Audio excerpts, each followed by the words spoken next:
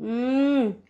Hi! Welcome to Indian delights. నేను మీ పుష్ప. ఇలా చేసి పెట్టారంటే గనక మీరు వద్దన్నా కూడా ఇలాగే చేసి పెట్టమంటారు. అంత టేస్ట్‌గా ఉంటది. ఈరోజు వీడియోలో చాలా సింపుల్‌గా, టేస్టీగా బెండకాయ ఫ్రై చేసి చూపించేస్తాను నా స్టైల్‌లో. కంపల్సరీ మీరు ఇంట్లో ట్రై చేయండి. వద్దన్న వాళ్ళు కూడా కావాలి, కావాలని అడిగి తింటారు. అంత బావుంటుంది. వీడియోని ఎక్కడ స్కిప్ చేయకుండా ఎండ్ వరకు చూడండి. అలాగే వీడియోని లైక్ చేయడం, ఛానల్ సబ్స్క్రైబ్ చేసుకోవడం, పక్కనే ఉన్న బెల్ ఐకాన్ క్లిక్ చేయడం అస్సలు మర్చిపోవద్దు. ఇంక ఏ మాత్రం లేట్ చేయకుండా మన వీడియో స్టార్ట్ చేసేద్దాం పదండి. బెండకాయ ఫ్రై కోసం స్టవ్ వెలిగించి కడాయి పెట్టుకొని సరిపడా ఆయిల్ వేసుకోవాలి. ఫ్రై కదా కొంచెం ఆయిల్ ఎక్కువే పడుతుంది. ఆయిల్ హీట్ అయిన తర్వాత 1 టేబుల్ స్పూన్ పచ్చిశనగపప్పు, 1 టేబుల్ స్పూన్ సాయమినపప్పు, పావు టీ స్పూన్ ఆవాలు, పావు టీ స్పూన్ జీలకర్ర, ఒక రెమ్మ కరివేపాకు, కొద్దిగా ఇంగువ ఫ్లేవర్ మీకు నచ్చితే వేసుకోండి, లేదన్నా స్కిప్ చేసేసినా పర్వాలేదు.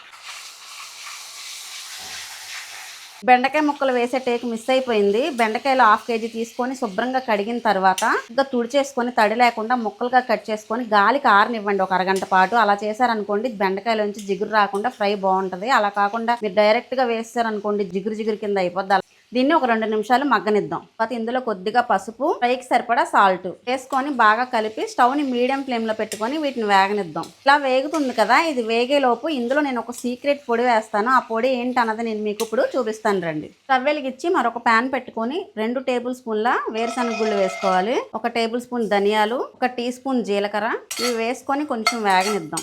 1 టేబుల్ స్పూన్ నువ్వులు కూడా వేసుకోవాలి. 2 టేబుల్ స్పూన్ల నేను ఎండు కొబ్బరి పొడి వేస్తున్నాను. మీ దగ్గర ఎండు కొబ్బరి ముక్కలు ఉన్నా సరే వాడుకోవచ్చు. నేను పొడి వేస్తున్నాను.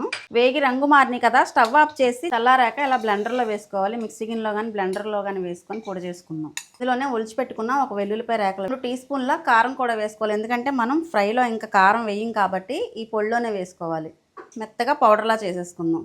బెండకాయ చూసారా బాగా ఫ్రై అయిపోయింది కదా, ఇలా ఫ్రై అవ్వాలి. ఇది అయిన తర్వాత ఇప్పుడు ఇందులో మనం ముందుగా పౌడర్ చేసి పెట్టుకున్నాం కదా, పౌడర్ని వేస్తున్నాను నేను. మీరు మొత్తం వేసుకోవాలని ఏం లేదు, సరిపడా వేసుకోండి. వేరే ఫ్రైకి కూడా వాడుకోవచ్చు ఈ పొడి.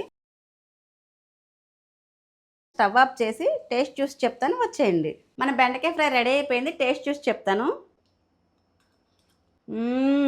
రసంకి కానీ, సాంబార్కి కానీ, మజ్జిగ చారుకి కానీ, పెరుగు చారుకి కానీ మీరు దేనికన్నా అనుకోండి, దేనితోనైనా కాంబినేషన్ చాలా అంటే చాలా బాగుంటుంది. అసలు ఏమీ లేకపోయినా ఉట్టి రైస్లో కూడా వేసుకొని తినేయచ్చు. టేస్ట్ అయితే చాలా బాగుంది. మీరు ఎప్పుడు రెగ్యులర్గా చేసేలా కాకుండా ఇలా ఒక్కసారి కంపల్సరీగా ట్రై చేయండి. ఈ వీడియోని ఎక్కడితో ఎంజాయ్ చేస్తాను. వీడియోని ఎంజాయ్ అయిపోయే ముందు వీడియోని లైక్ చేసి ఛానల్ సబ్స్క్రైబ్ చేసుకొని పక్కన బెల్ ఐకాన్ క్లిక్ చేయడం మర్చిపోవద్దు. మరో రెసిపీతో మళ్ళీ కలుద్దాం. బాయ్.